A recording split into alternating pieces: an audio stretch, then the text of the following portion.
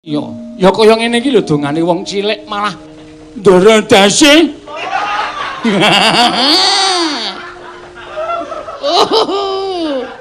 Seneng tenan aku iki.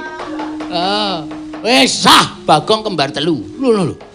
Aku dudu Bagong. Aku ya dudu Bagong.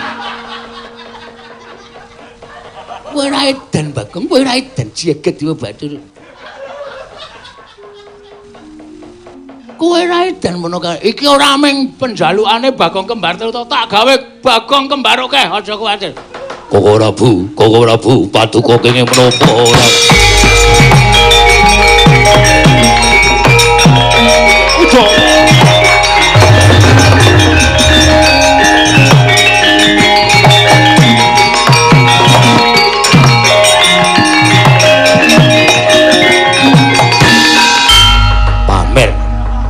Pamer duwe kaprawiran.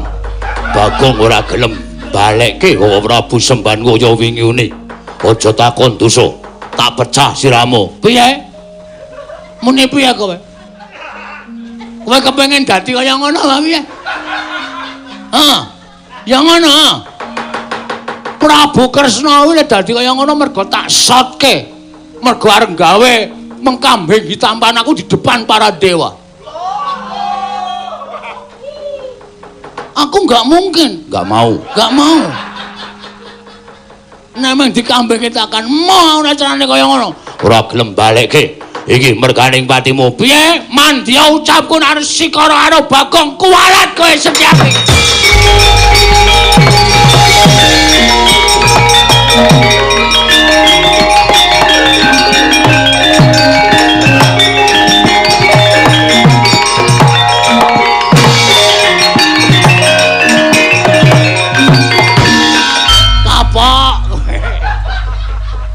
Modal ora. Bagong aja sembrono. Jagat yo Batur. Setyaki. Mboten paring dawuh ora.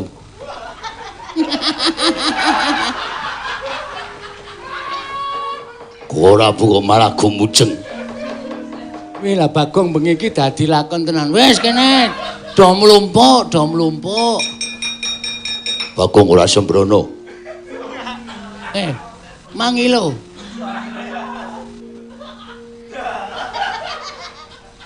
Edan Koko Prabu menika kados pundi? Wis diterima-terimake. Diterima-terimake dadi ngopo sih?